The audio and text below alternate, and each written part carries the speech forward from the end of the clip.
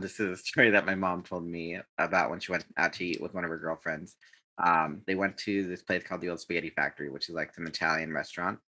Oh, And I've so, been to one of those actually, yeah, and we have it have in you? Canada. Yeah, it's good. Oh, yeah. I used to go there a lot, and then for some reason we just stopped going. And then I think this is why, because my mom went with one of her girlfriends to go eat out, and so the waitress they had, I guess, was like just so blah, whatever, like over it, rolling their eyes.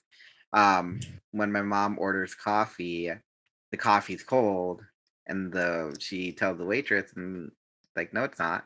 Like, yes, it is. So then the waitress, I don't know why. My mom just said she just put their pinky in there, and it's like, oh yeah, it's cold. And it's. I guess that's why we don't eat at the old spaghetti factory anymore. No.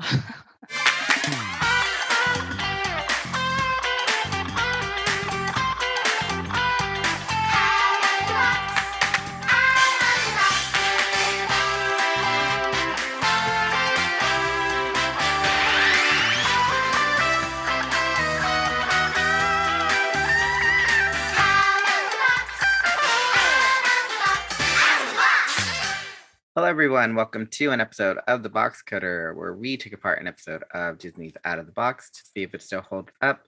My name is Daniel, and my co host today is YouTuber, content creator, and 90s extraordinaire aficionado, Dial Up Digest. How are you doing today? Good, thanks. How are you? I'm doing great. So, Nickelodeon is like your wheelhouse. Specifically, you've been doing a few videos on Hey Arnold and its dissection of their characters. What made you like start to want to do that? Yeah, so I've always wanted to like make a YouTube channel, but like I just didn't know exactly like what I wanted to talk about and stuff. So Hmm. like I kind of thought about like the type of videos that like I like to watch on YouTube, and I Hmm. realized I liked watching like videos where they talk about like other TV shows and other cartoons and like that sort of thing. So I Hmm. thought, well, why don't I do the same thing? Like I grew up watching a lot of cartoons, and so I there was like a lot that I knew I could talk about. So Hmm. I decided to just kind of go for that. Would you say you grew up more in the late or mid to late 90s, or like more towards the late to early, like late 90s, early 2000s? What would you say is the time that you grew up as a child? I'd say late 90s, early 2000s. Mm. And besides Hey Arnold, what other shows were you like that was the show you couldn't miss watching every day?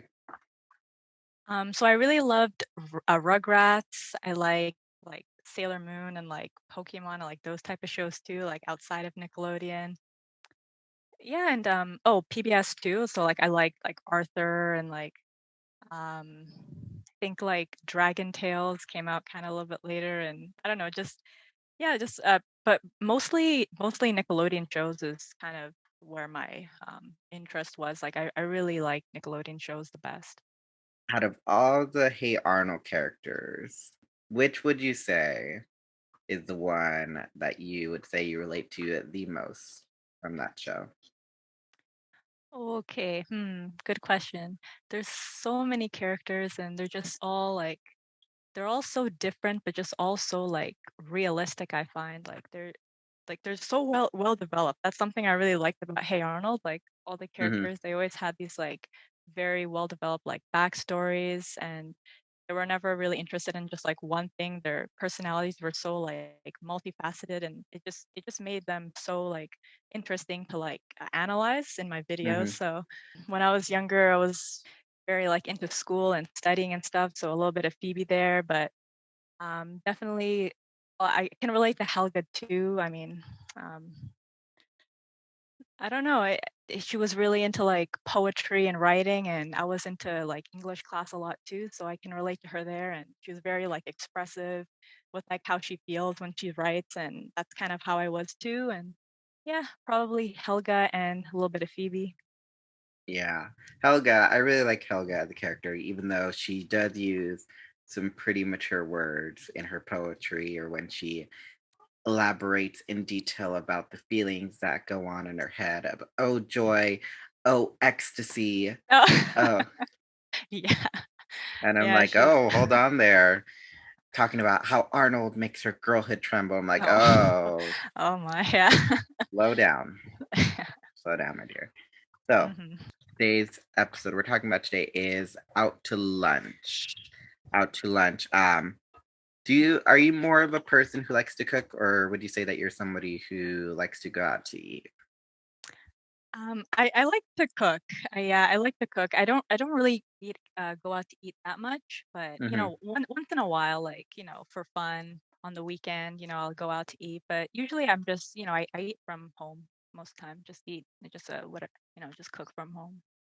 And what's one of your favorite dishes that you like to make?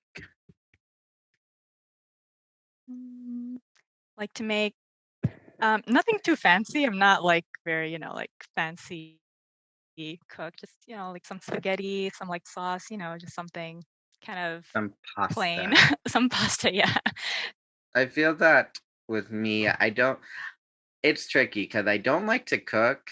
I like to make food, but I don't like to cook. Like it takes me like an hour to make food, like Oh, cutting yeah. and Mhm. cooking and then putting Oh, it all yeah. together. And then by the time it's made, I'm like, I don't even want this anymore. Yeah, yeah. I feel like that sometimes too, like, the preparation is, like, takes all your energy, and then you're like, "Do I even really wanna eat this? Oh, I'm too tired Hmm. anyways." So Yeah. it's like if I'm going to cook, I have to have everything prepped. So like I'll go to the grocery store one day, and then the Mm. next day I'll like cut up all the onions, cut up all the bell peppers, cut up like everything to be ready so that when and then put it in the freezer so that when I want to make it, I just like take it out of the freezer. Okay, put oil, put some onions that are already cut, put some bell peppers, saute that, and then put the rest of the stuff. Oh, wow. That's really smart. I should start doing that. That's good. So, It splits up, like, the tasks so you mhm. don't have to do everything all at once. That's really smart. So yeah, Yeah. pro tip, if you are like me and you just hate having to spend hours cooking, just have everything cut and like put into Tupperware, then frozen away to when you need to the onions to saute or the bell peppers. Cause I like spices and I like using Mm, onions and garlic and bell same. Yeah. pepper. And so my Yeah. favorite dish to make would probably have to be pasta Alfredo. I love making pasta Oh, Alfredo, just like Alfredo sauce and pasta, nice. and just like maybe chicken and broccoli. Sometimes if I'm fancy, I'll get like shrimp and like pre-cooked spinach. So let's go ahead and talk about the episode then. So the episode starts with Vivian waiting for Tony and everyone to show up, and it's holding a bag with a dog on it.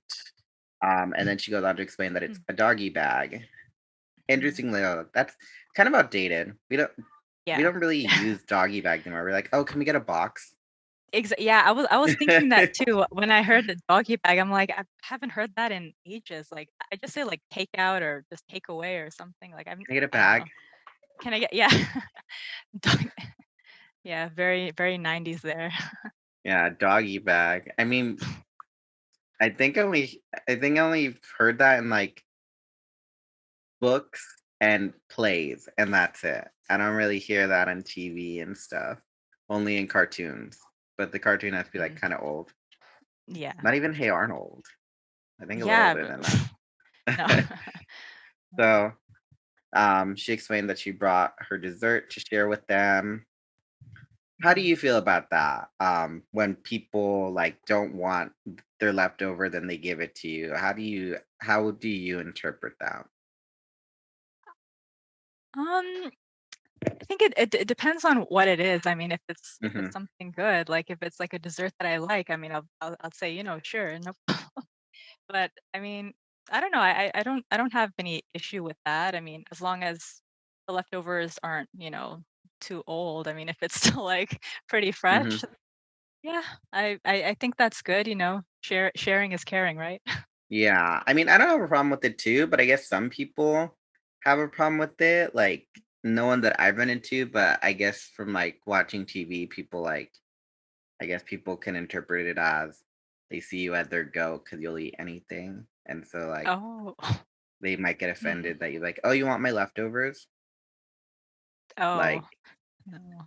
I don't That know. mm, I personally, if someone's like, "Hey, I don't want the rest of this. You want the rest of the spinach and artichoke dip?" I'm like, "Sure, sure, yeah, same, yeah. spinach and artichoke dip." That's so good.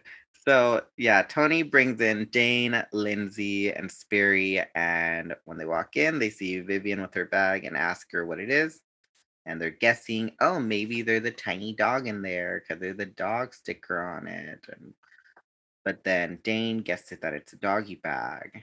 And Vivian talks about how she went out last night to an Italian restaurant and they had all these elaborate dishes like gazpacho and manicotti and capellini and I'm like a little too advanced, a Yeah. little too advanced there. Yeah, I agree a little bit, yeah. You could have said, oh, they had pasta, they had pizza, they had, Mm, because like I get that she was trying to say Italian, and that mhm. was a good start. But then when she started to say things like um, tortellini and um, things like that, it's like you lose the kid because it's like what they Yeah. just see it as a weird made up word. Yeah. Mhm. Uh, but so and beyond that, I'm like Vivian, how much money are you making off these kids' parents if you're a babysitter, basically? Yeah. Yeah, Uh, exactly. It sounded pretty, like, pretty fancy place, I don't know. Pretty fancy place if they have doggy bags with stickers on them. It's called Lay Dog or something. Later. Lay Dog. So they then start to talk about their experiences like, oh, I went to a Chinese restaurant and I went to this restaurant and I went to a diner. And then they start talking about some other stuff. So after that, they then Vivian shares her dessert that they brought, and then the kids are like looking at it weird. They're like, "Oh, what is it?" And I'm Mm. like, "Just eat it." Just A biscotti, yes, this a biscotti as a mm, dessert. mm, Mm, mm, biscottis aren't my first choice as a dessert. no. I, Mm, they're too hard. That's the problem. It's like you're yeah. eating a stale breadstick when you eat a biscotti. Yeah, yeah, not my idea of a good dessert after a restaurant, especially. I'd like to Yeah, have something like, more, like, sweet. I don't know if to have, like, piece of cake or I don't know, something just a more cannoli. There you go. decadent. A cannoli would have been a good You one. know? Yeah. Could have had a cannoli in there. Mini cannolis for each of them. That would have Yeah. been a good one. But a biscotti, I'm No. pretty sure that came with the check. You know, like how Was they have the oh, yeah, chocolates. you're right, yeah, yeah. They probably just Something had extra. a biscotti. Like, I think Tony and the Uh, kids will like this. uh, yeah. And so the kids are like, what is it? It's like, oh, it's a biscotti. It's like a cookie. And you can hear like audibly like the tooth shattering crunch of the biscotti as they're biting down on it. Yeah. It's like, I don't know, kids, their teeth are still growing. You don't want them to break teeth. Mhm. Yeah. It would have been better if there was, yeah, something else, just softer or just I don't know, Something biscottis that didn't sound like their tooth broke. exactly. And so, they take their fatal bite and they end up enjoying it. And then that gives them the idea of, hey, let's make up our own restaurant.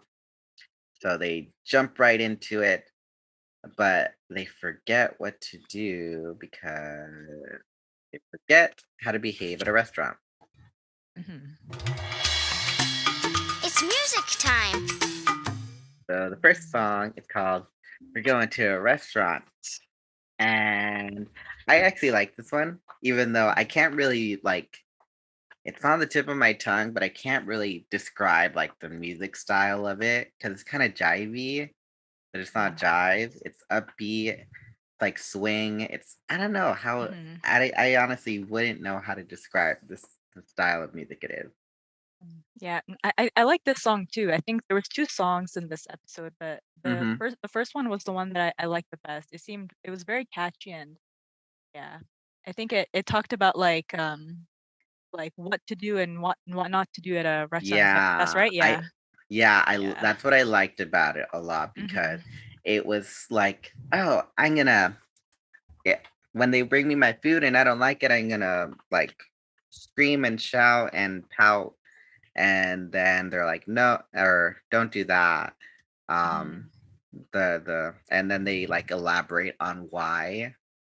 So like so like the first part of each verse, whatever, they describe how to misbehave, and then they correct it by explaining why that's not okay. Like, oh, I'm gonna stuff my face and use my hands and jump around, and then like, no, that's not right because we want to sit down and eat too and enjoy our meal. And so I liked it. It was fun. We're going on a restaurant. We're going on Yeah. catchy, Yeah. very Yeah, it was catchy. Yeah, it was really catchy and it taught them like what to do and what not to do in a way that in a way that would make them like remember it too. Like I don't know, it was I thought it was really like it was like educational but entertaining at the same Mm-hmm. time. Like, It's cause you, have you ever heard of Gula Gula Island? I've heard of it, but I haven't watched it. But when I saw this like the show that we're talking about, it reminded me of Mm-hmm. that just like kind of like I think the setting kind of again with like the kids and the adults and like Mm-hmm. imagination and going on adventures and stuff. It reminded me of that as well. Yeah. Yeah, I'd say the music is very similar to that, which interestingly, one of the composers from the show, um, was also a composer on Gulligle Island. Oh, So I can interesting. see how the music is very similar, but also like not preachy, I guess you could say, versus Hmm. like Barney can very much go into preachy territory of like its songs Yeah. and or like very nursery rhyme. Yeah, exactly. Yeah, definitely. So yeah, so now that they remembered and went over how to behave at a restaurant, they now have to figure out the rules and have to find things to use for their pretend restaurant. So Lindsay said that she's going to be the waitress, and Sperry said that she's going to be the cook, and Dane said that he's going to be the customer. And so they find a table, and then they use another like rectangular table, whatever, picnic table, like a Mhm. stove and like a gift, like a box, a circle box lid as a plate, and all this stuff. So they have everything ready, but then they remember restaurants serve food. So now they have to figure out what food they want to serve at their restaurant.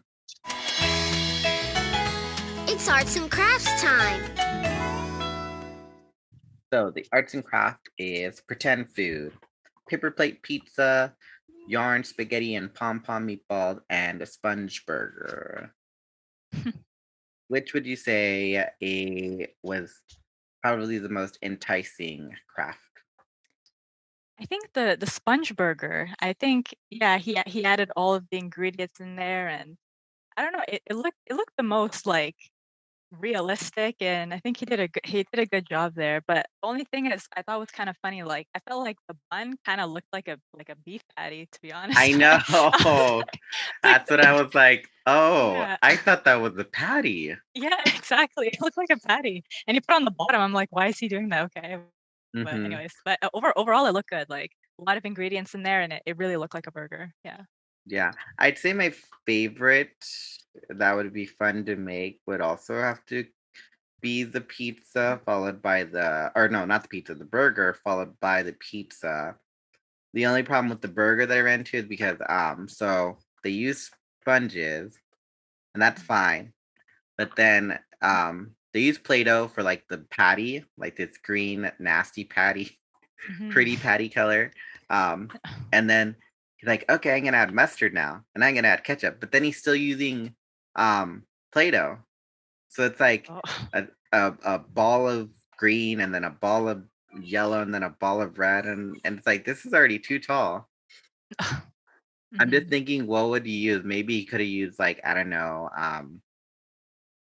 yarn as like mustard and ketchup, maybe Yeah. like a red yarn for ketchup and a yellow one for mustard.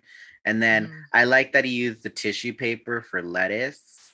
Mhm. And then oh, he used buttons for pickles. And Mm. yeah, it was I thought it was cool. Like it was fun because it's like, you're stacking stuff. But it was just the Play-Doh where he's like, oh, mustard. Oh, another one, ketchup. I was like, I don't Mhm. drown my burgers in mustard or ketchup. And he Yeah, forgot the a little too cheese. much. How can you have Oh, a burger yeah. without cheese? Yeah, exactly. Yeah, he totally he missed that. What could have been used for cheese? Oh, Just like what, a piece of paper? yeah, piece of paper, maybe a yellow tissue paper or something, A but I don't know. plastic, like the sandwich bags, the clear sandwich bags. Oh, yeah, that could've he could've used that too, that would've been good. Or maybe a And cardboard. there you go, cardboard. That's a good one Yeah, too. I'd yeah. say then the paper plate pizza, that one looked fun too. Um, because so they got like a paper plate and then they colored the red on there and then they use a glue stick to put on like some, what do you call like the crinkled paper for like gift baskets and stuff. Is it t tissue paper, is it? Or what? I'm I not don't think sure. it's tissue paper because tissue paper, like, it's thin. It's like, I guess, I don't know. I guess it's a gift basket stuffing paper. I don't know. Some Okay. some Not crinkled sure. paper. No, yeah. And then she put stickers on top as pepperonis and stuff. Mhm. I think that could have been that. I think that could be a fun craft too because you can also like you can cut out toppings or um yeah, it's like it's just it can be just as interesting as the burger. It was just I guess streamlined as a craft. Mhm. And then the yarn spaghetti and pom pom meatballs. I'd say it wasn't my favorite only because um it's just yarn and then you just put pom poms on top. Yeah, I wasn't a fan of that either. I thought it was, yeah, kind of It plain it was and it was yeah, it was Mhm. kind of plain. It was like, Yeah. where's the crafting in this? Yeah, he just threw the pom-poms on and that was it. It was just, yeah, Hmm. not very Maybe, creative. maybe, what could have been Mhm. another interesting one? So you have a burger, you have a pizza. Hmm, what else could have been good? Nachos. There you go. Yeah, nachos with some Nachos. salsa or There something, you or go. even Nachos, the like salsa, cheese. salad. They didn't even mention Salad. salad. Salad's a Yeah, how great one. How did I not think of it? Salad. Yeah. Salad could have been a good one. Just some tissue Mhm. paper, some pom poms in there. Like Mm, maybe put some other things for like dressing and other vegetables, and toss it around in the bowl with your hand, and there you go, salad. exactly. Or even There you go. bread too, like some bread, just, breadsticks or something. Yeah, breadsticks. Just get like a cardboard piece and then glue on use a glue stick and then glitter, some gold glitter. Yeah, And there so you many go. things. Yeah, Garlic exactly. bread. Yeah, there there you go. There you go. See, we can open up our own pretend Olive Garden, Yeah. the box garden. The box. No. That's a good one. People would pay money for that. People seem to love the experimental type of stuff. Mhm. Yeah, why not? So yeah, so they show off the food that they made, and then they jump into another song. It's music time. Mhm. So the second song that they sing is a song called "We Got It." It's Mm. silly, it's nonsensical, it's mellow but fun. Because normally they have a fast song and then they have a slow song, or they have a slow song and then a fast song. Oh, And okay. so uh I liked it, but it was like there wasn't really a point to it. It just seemed like Mhm. like a time filler, like a transitional song. Mhm. And they just talk about just like the weirdest things to come up with, like a pink pizza served on a bed of flowers or Yeah. something. Yeah, it was just just a bunch of random things just silly and then things, and silly things, yeah. that's Yeah. fine because it's like, just because you have just because you play pretend restaurant doesn't mean you have to conform to just serving burgers and fries. You can serve alligator milk by the pail or like other silly things. Yeah, yeah, exactly. They could sell anything, and they mentioned, like, they had, like, all types of pie, and they just listed all the pies, and then Yeah, but yeah, and then something they didn't mention is, though, they didn't say pumpkin pie. They said all different kinds of pie, but they forgot pumpkin pie. maybe Tony is more of a sweet potato person, I see. and that's why I didn't say pumpkin. Oh, It I would be see. Maybe, blasphemous for yeah. him to say pumpkin. No. I don't know. So yeah, so they talk about all the food that they have. And like you said, they forgot to mention desserts. So yeah, Mm, Tony lists off things like raspberry pie, peach pie, pumpkin, or sorry, not pumpkin. not yeah, Speaking of not pumpkin. pumpkin, speaking of pumpkin, I don't know. Um, do you go to McDonald's often? Sometimes, once in a while, yeah. Have you ever tried their like pumpkin and cream pie? No, I haven't. So I've I don't never know. heard of it. Is that new or? So here in where I live in California, when it's around this time of the year, like November, October, they start to bring. They have a limited run of this thing called the pumpkin and cream pie, where it's like the apple pie, like how they have it in like a hot pocket style. Yeah, yeah, that one, yeah. So instead of it being apple in the middle, it's like pumpkin puree with some like sweet cream. Oh, wow, that sounds good. I should try that.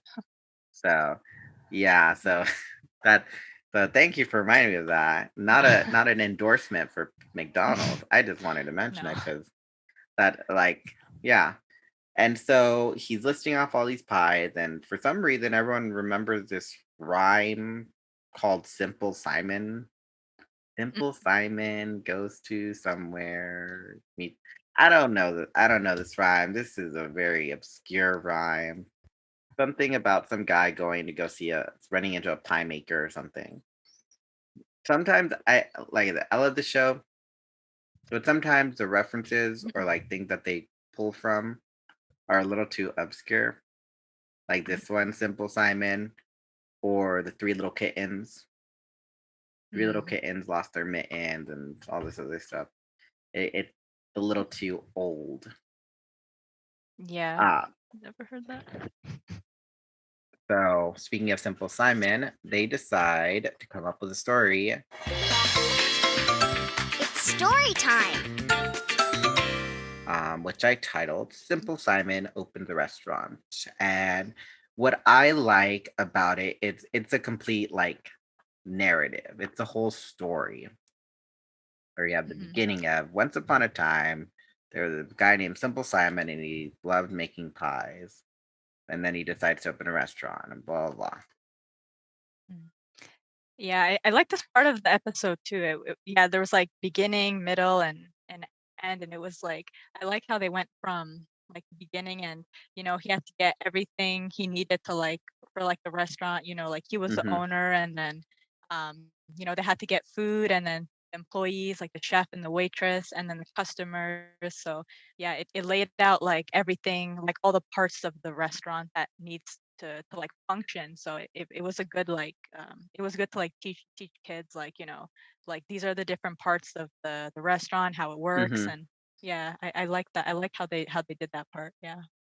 Yeah, so it's about Tony, who's playing the character of Simple Simon, opens a restaurant where all he wants to do is serve pie. So every time they get a customer, the customers keep leaving the Mm, restaurant because, well, he, Simple Simon, is being mm, too stubborn about wanting to serve pie.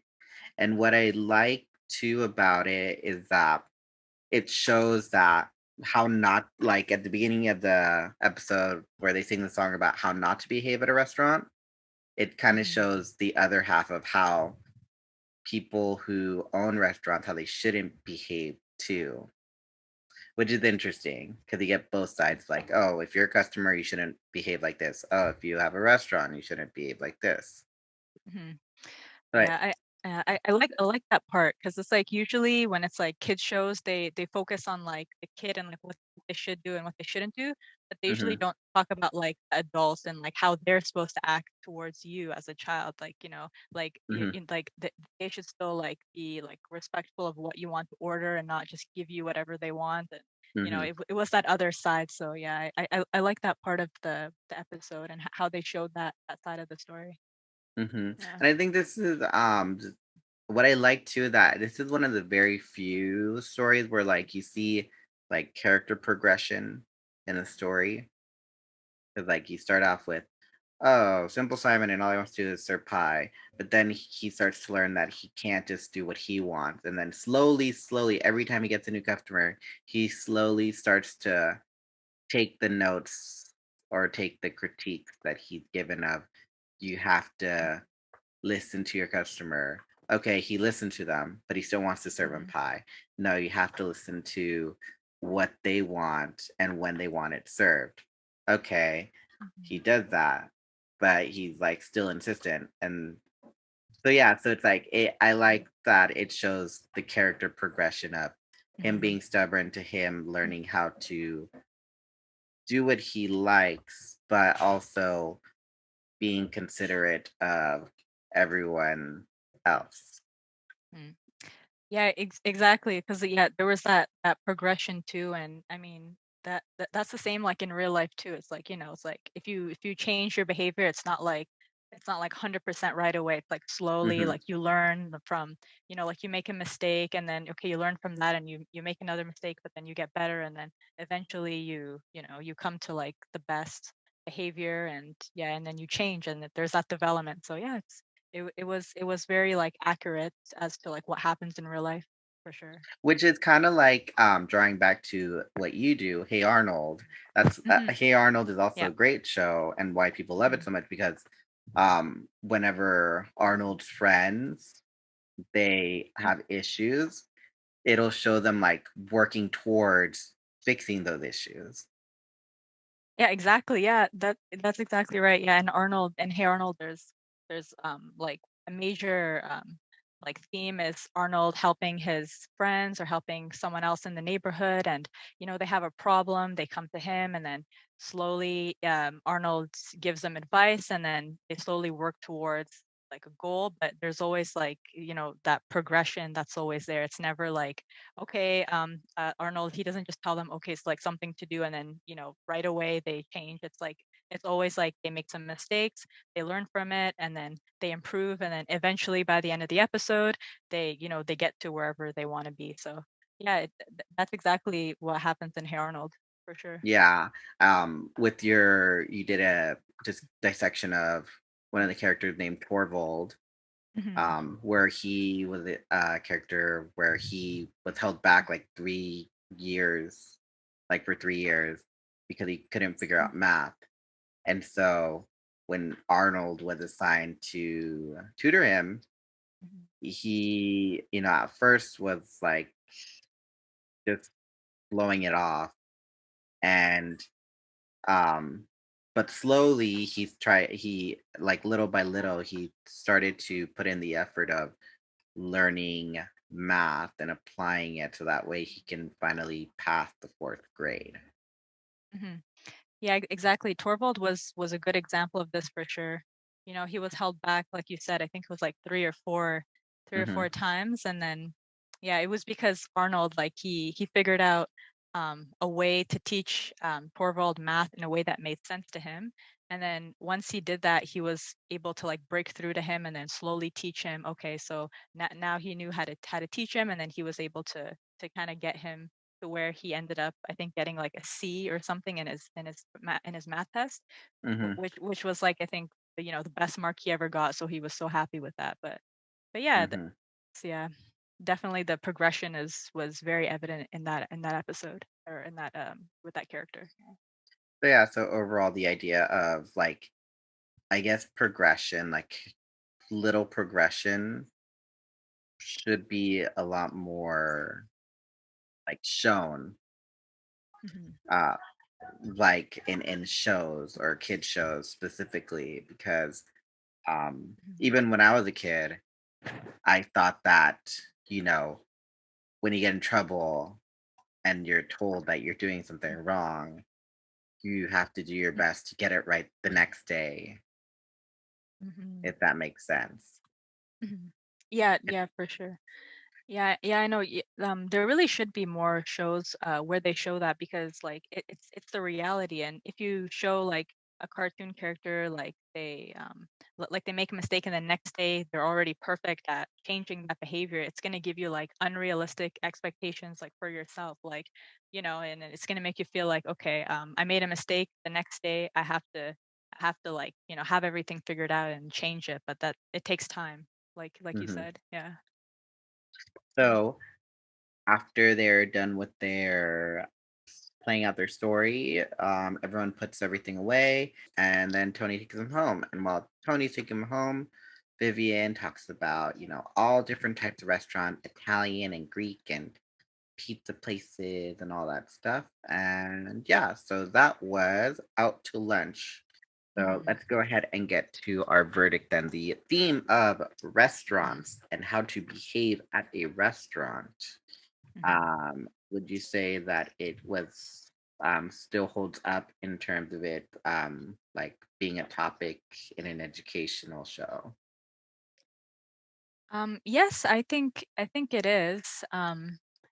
I mean, people still go to restaurants quite often. It's still like Mm-hmm. important for kids to know like the proper way to behave in a restaurant, like I mean, times haven't changed from like the 90s. Like kids still have to, sit in their chair. They can't run around, they can't throw Mm-hmm. things, they can't throw tantrums and stuff. So yeah, I think it's still important for kids to know, the right way to act and just even the different parts of like the restaurant too, like the waitress and the chef and the owner and just how it all operates and everything. So yeah, I think the episode had, just good messages and just things that are still relevant today for kids today. Yeah. Yeah, I'd say the theme of restaurants, I'd say it's a topic that isn't covered too often in educational shows. Like maybe the other time I've seen it pop up is like in Arthur, but that was like a really early season where DW Mhm. they had this like she had to prove if she could handle going to a restaurant um, because she would like throw fits about spinach and like all this stuff. So she had to prove that she could behave, or else they couldn't go out for their grandma's birthday or something like Mm. that. Oh yeah, yeah. Um, I remember that one. so I'd say the theme of restaurants and knowing how to behave in them and who works there and all that stuff, it's definitely still a relevant topic to be taught. Hmm. So Yeah. then the music. I like the music. I don't think it was outdated. Hmm. I think kids today would like it. I think they would, they would find it like interesting and they would find it catchy as well. Hmm. Um, yeah, I think more so maybe the first song than the second one. I remember like the first one a lot better. I thought it was a lot more catchy than the second song. Hmm. But I think both were pretty good. Yeah, so I think they hold up pretty well. Yeah. Yeah, I'd say I have the same opinions. Especially with we're going to a restaurant, that that line definitely is an earworm. And yeah, I'd say they definitely hold up. Um, so then the arts and crafts, the paper plate pizza, the yarn and spaghetti, and the pom pom meatballs, and the sponge burger. I think the burger was pretty good. Hmm. But I think maybe the spaghetti and the meatballs are maybe kind of outdated with like the pom poms and stuff. I don't know. Hmm. It just looked very 90s to me. Like I can't see like a kid show from today using like pom poms like that. I don't know. I don't know. Yeah. I didn't really. Yeah, it seemed pretty dated to me, like for the pom poms. What's interesting though, when you just mentioned that, I just remembered because I'm always on Instagram too. I always see those like posts of like people making like food out of slime. Oh, really? You Oh, know, wow. like they make like lattes, like things that look like lattes, like out of like them like white slime and then some like clear brown slime, and it's like it looks just like the food. So Oh, I mean, I feel yeah. like I want to say they hold up, but then when you were talking, I just remembered that. So I'm like, would this stuff hold up? I feel like it would in a school setting, but like I don't imagine a kid at home would really care to want to make a paper plate pizza. Yeah, yeah, I agree for sure, yeah. Right. Those crafts are like, yeah, they're like very like school setting. It's like at home, nobody would really have that, especially now.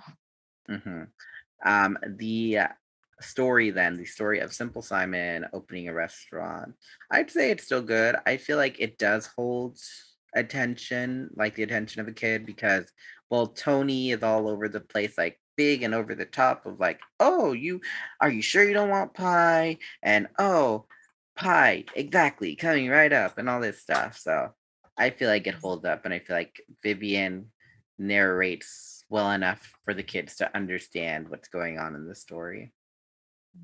Yeah, I definitely agree. Like the acting, I really like the acting there. Like, you're right. He was very like expressive, and it really like worked to like hold the kid's attention. Like, if a kid today was watching it, like I could see them being very focused and like wanting to know like what's gonna happen next in the story. And yeah, I think that that holds up as well too. All right, and then the overall acting performance from everyone in this episode, I'd say it was good. It was like in the middle, like good, not like outstandingly great, but it was good. Everyone did good. No one really floundered. Yeah, I agree too. Like the acting, it wasn't like, like outstanding, like you said too, but it was good. Like, especially when the character was acting out like the different customers. Like I think in terms of acting, that was one of the best better acting performances I think in the episode. Um, in my opinion, but also I think that Tony was his name. Like I liked when he was Simon too. I thought he was very expressive. So. So overall, Out to Lunch still holds up. So Dial Up Digest, thank you so much again for making the time to talk about the show. If you guys haven't checked it out already, I did a three-part retrospective on the Brothers Garcia. Interestingly, that's how I met Dial Up Digest, because she also happened to be doing a analysis of the Brothers Garcia, which I recommend you guys watch on her YouTube channel. Is there anything else, any last minute thoughts or anything that you'd like to share or plug? So thank you so much for inviting me over here. I had a great time talking to you about this show. I have a video up on my channel. My channel's Dial Up Digest. I have a video about the Brothers Garcia. I also have a Hey Arnold character analysis series that you can check out as well if you're into 90s and 2000s, TV shows. And yeah, so Make sure to leave a comment if you like what you hear. Why not subscribe? I'm on Apple Podcasts, YouTube, Spotify, and SoundCloud at the Podcast at gmail.com. Send all feedback and comments to the Podcast at gmail.com, because it takes a village to raise something beautiful. In the words of Tony and Vivian, so long, farewell, until we meet again. Eating out is lots of fun for me, For you, for everyone. Italian, Asian, Spanish, Greek. or as the French say, c'est magnifique. Eating out is really fun to do. I think I'll have spaghetti. Me too. Me too. Boy, I could eat a horse. No, no, no. Just kidding.